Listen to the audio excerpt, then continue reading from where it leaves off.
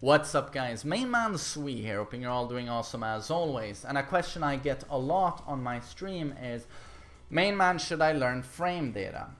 First off, you should just try and have fun with the game. As long as you're having fun, that's great. But if you want to master the game, like to you, I really want to improve at Tekken, then yes, you should probably take a look at frame data. But it is highly complicated. There are a lot of numbers. You know how many moves there are in Tekken, and those have startup frames before they impact, and then they have impact frames. Usually most moves hit for actually a couple of frames, you know, the hitbox is open. And then you have the minus frames afterwards, or the recovery frames. So there's a lot that goes into it, a lot to understand.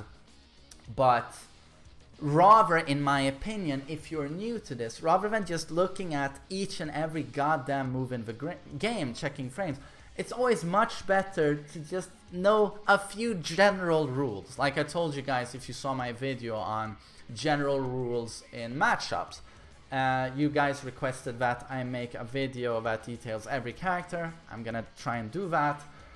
But we can do the same thing with frames. So we can actually put them in different categories rather than looking at them all individually and all the damn moves in the game. So I hope you guys understand what I'm doing here. I'm gonna try and explain. I'm gonna put, let's say I do a move that puts me in -1 to -3. That is what that extra minus means. So it's from -1 to 3. And then we have a move that puts us in, oh sorry, I'm gonna try and do this beautifully, -7 to -9. And then we have a move that puts us at -10, -12, -15.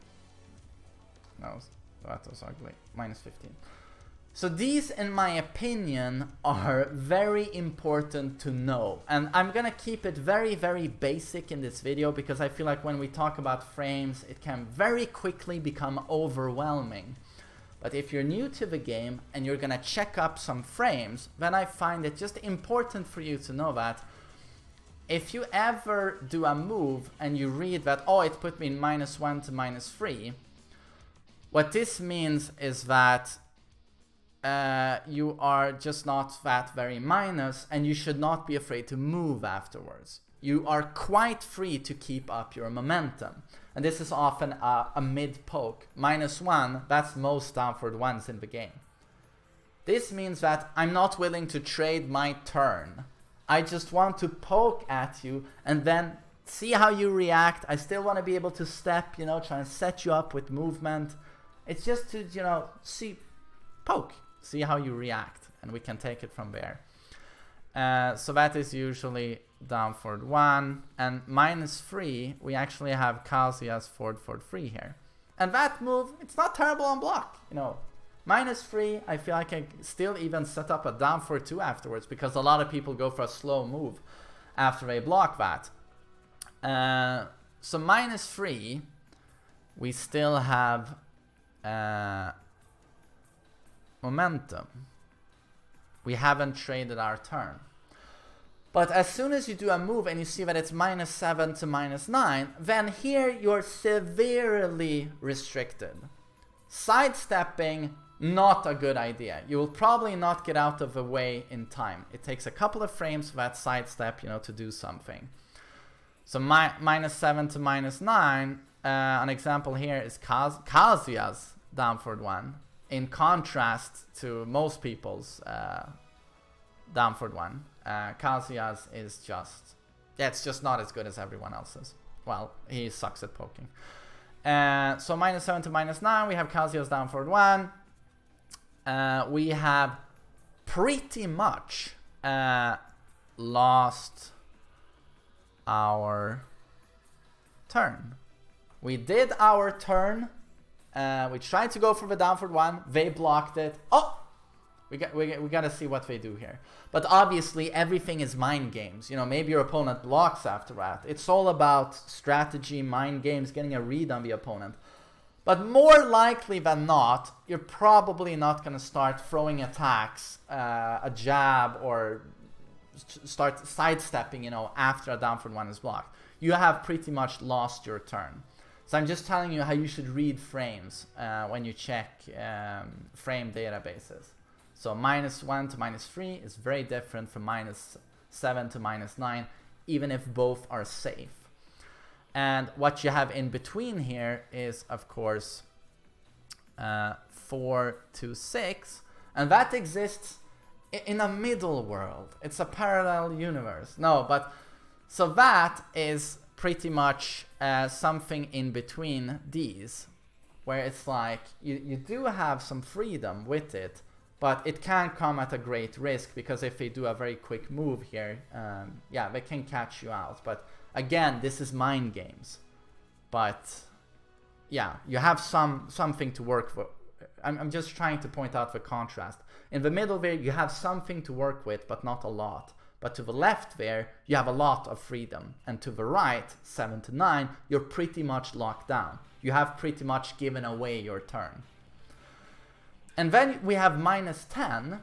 And here we have in the game, and this is of course a design decision, universally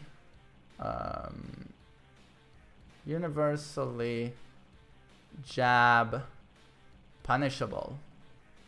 So this is where, this is very important for you to know, that all the jab strings are gonna fuck you up here. Like Mishima 112, Steve 112, Jin's 2-4, you know, for massive damage. This is where you start getting jab punished. That's at -10. So this is something you must know if you want to master Tekken frames, because this is going to be vital to your block punishment. -10, what is my 10 frame punisher? With Kazuya I use 112. When I pick up a new character, I always say, what's the -10 punisher? And this will go for all of these. Most characters have a -12 punisher. With Lars, for example, it's forward 2-4. And again, with Kazuya, it's back 1-2. And this is a standardized punish opportunity. A lot of moves are exactly -12 for a reason. Bandai Namco wants you to use your 12 frame punisher. And again, this is something you must learn. This is a universal frame rule. -10, -12, -15. And when a move is -15, it is suddenly considered launch punishable. And this is because of, again, a standardized rule, the down for 2 and the hop kick. Not all characters have a hop kick, not all characters have a down for 2, but most characters have one of those. And these are both 15 frames. So this, again, a general rule in Tekken, when you're -15, you're launch punishable. That's it. And you gotta check what moves are launch punishable so I can punish them. What of my moves, what of the moves of my character's arsenal are -15? Do I want to take that risk? So that is of course vitally important to know. And there are exceptions to this rule. You know, there are characters that launch at -14. Like, let's say for example, all the electrics are 14, but very consistently Paul will back 3. That's a 14 frame launcher. And you also have Brian's jet upper. There are more examples. 14 frames. That can be very good to know. Another general frame rule I do want to mention also involves the hop kick, which is very, very important to know. That in between here we have the hop kick at -13. Again, general rule, this goes for all of the hop kicks, except for Lucky Chloe's, I know is launch punishable. But pretty much every single one is -13. And that's very important to know. So you will engage your 12 frame punisher most of the time, but some characters, you know, have an even better 13 frame punish, and that can be really good for you to find. You know, you probably play ranked, You've probably seen people spam hopkick quite a bit. Why not use your biggest punish here? Like, for example, Kazumi can get her down forward 1-2, which is 13 frames. Same goes for Heihachi, although Heihachi at 12 frames has forward 1-2 into Iron Hand. If you have the execution, that's incredible damage. With Kazuya, I mean, this is entirely theoretical. You're not gonna land this, but theoretically, we can perfect electric for a full launch because it's 13 frames. So again, this is very good to know. We keep momentum, we poke. This is somewhere in between. Here, we have pretty much forsaken our turn. So remember these when you learn the frame data of your character. -10, we're gonna eat a universal jab punish. -12, if the opponent knows what he's doing, he's gonna make you pay. And you should make people pay who are -12, by the way, of course.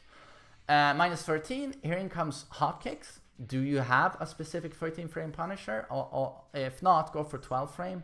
Although if it's a free bar law, you're probably gonna want to fall back on -10 because there's a good chance this won't come out in time. And at -15, we know what that means. Generally, launch punishable down for 2 hopkick, or if you have another launcher. Of course, there are always exceptions to the rules, and you must remember this at all times. Tekken is very complicated in this regard. There are always rule breakers. Like, for example, Yoshimitsu, his flash can be used as a 6 frame block punish. Yeah, it can punish. It doesn't have to counter or parry. It can actually punish. If the last hit is blocked very close to Yoshimitsu, you can punish. So launch punish with that. So it's always exceptions to all of these rules. But in general, this is correct. And this is something you can learn very quickly. So rather than looking at all of the frames in detail in this game, because that's never gonna end. You're gonna need years to do that. Oh, down back 3 with Josie, down back 3 with Kazuya, down back 3 with Devil Jin, up for 2 with Paul. It never ends. No D's. Makes everything that much simpler, if you ask me. So, I hope you have a nice day. I hope this basic concept made at least frames a little bit clearer to you. Otherwise, I might make some videos detailing it even further. Just let me know what you would like to see, and I'll probably make it. So again, thank you for listening to me. I hope you have a nice day.